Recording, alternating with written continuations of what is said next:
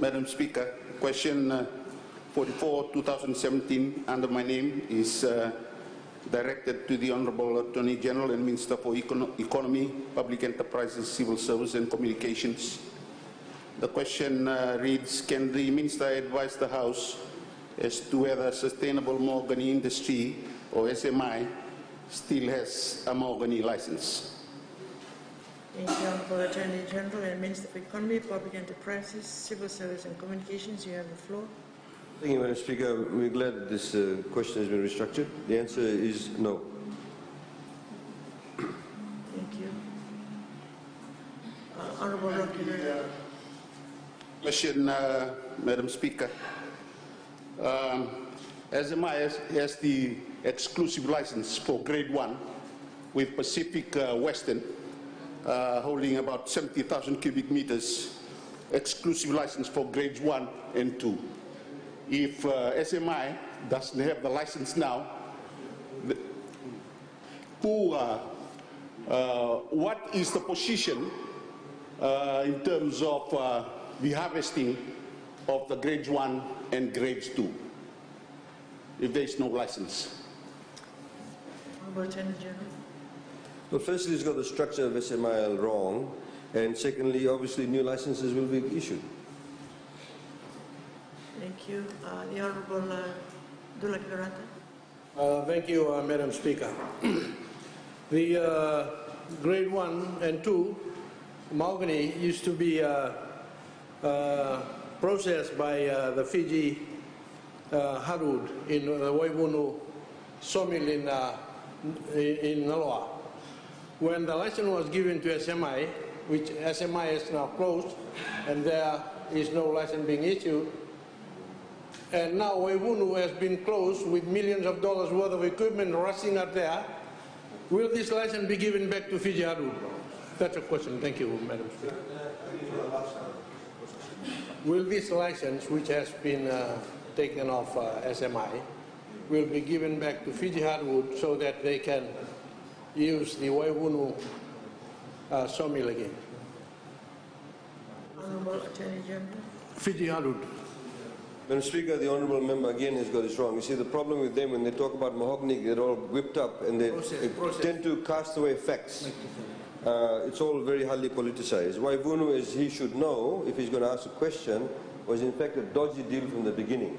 When Fiji Hardwood Corporation Limited bought that mill from somebody else, an Australian company, they paid a lot more than the market price. And in fact, the blades there were crooked. If you wanted to cut a 20 mm, you probably had to cut about 30 mm because the fact of the matter is that it was crooked. You never could get a straight line. That was a problem with Waivunu. He should know that. Honourable Lavera should also know that. The fact of the matter is, Madam Speaker, that the Grades 1 and 2 licenses weren't taken off Sustainable Mahogany Industries Limited. They did not want it renewed, Madam Speaker. And the Grades 1 and 2 that were actually weren't used, they were given, temporary licenses were given to 3 companies, Bua Mahogany, Dial Sawmillers Limited, and Novelea. They have used up those ones. And, Madam Speaker, new licenses will now be issued for all the grades, all starting at the same time.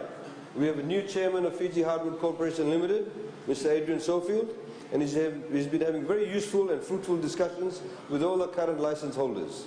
And the chairman of the Fiji Mahogany Industry Council, which is the Honourable Prime Minister, they have passed a number of resolutions in that respect.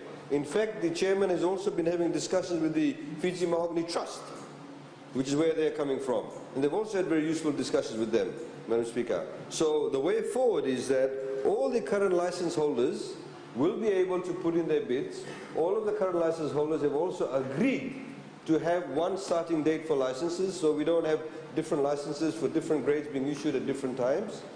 And Madam Speaker, Fiji Hardwood Corporation Limited, in fact, and let me remind them of this, we have had the largest planted mahogany forest in the world. Largest. Planted. Not indigenous, planted. There's a huge world of difference, Madam Speaker. And planted forests actually attract more revenue or more value from international markets because there is a move in the world not to cut indigenous species or indigenous forests because the world wants to preserve forests.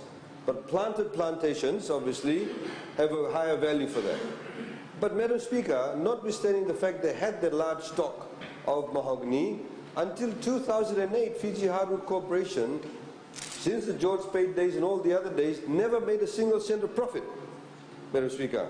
And, Madam Speaker, it had a debt stock, let me remind this House again, of $19 million. It had a debt stock, in fact, it had about $23 million. It owed money to FNPF, it still owes money to FNPF, owes money to FDB. Today, the debt stock of Fiji Hardwood Corporation Limited has come down to about $5 million from the $19 million. All of these debts are being paid off, Madam Speaker. They do not understand that. They don't want to understand that because they're actually going out to the electorate and whipping them up because they're politicizing the issues. And, Madam Speaker, if Fiji Hardwood Corporation Limited, Madam Speaker, does... Point of order. Point of order under 45(4), Madam Speaker. I've been thinking about this for a while. I think ministers must adhere to the standing orders when they answer the questions, instead of meandering and extending and saying a lot of things outside the question. The point of order is 45(4). The minister must reply to a question unless it would be inconsistent with the public interest to do so. A reply must be relevant, concise, and confined to the subject matter of the question asked. It must not contain... I think we waste a lot of time, Madam Speaker. We did that yesterday.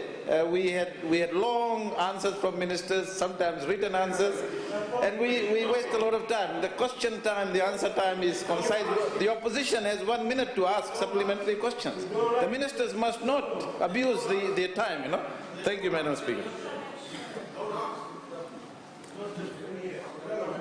The minister was asked a question, and the minister was answering the question. Thank you, Honourable Minister. You may continue. Thank you, Madam Speaker. Madam Speaker, they're frightened to hear the truth. But more importantly, they're frightened that the public will get to know the truth. That's what it is, Madam Speaker. Because you see, they come here with skewered questions. They come here with skewered questions, and then they don't want to hear the truth. So, Madam Speaker, as I was saying, it continued to make a loss. Those debts are now being paid off. If Fiji Hardwood Corporation does do well, Madam Speaker, then obviously the industry will do well, which will include the people on whose land the plantation is planted on. Let me also tell you, Madam Speaker, in 2016, the Mahogany Industry Council approved the increase of the following payments to landowners. Stumpage increased from 10% to 12%. Rent from $10.50 to $12.50. Lease rates on premium from $13 to $15.50. All of these increases, Madam Speaker, were backdated to 1st January 2016. And anybody, Madam Speaker, that reads the Mahogany Industry Act that we put in place under the Bainimarama government will see that one of the major objectives of that law is to provide greater benefits to the landowners. And this is precisely, it's working, it's happening, and you'll see more and more results as more and more stabilization comes with the new laws in place, Madam Speaker. A lot more benefits will flow not only to the landowners, but will also flow to the entire industry in Fiji. Thank you, Madam Speaker. Thank you.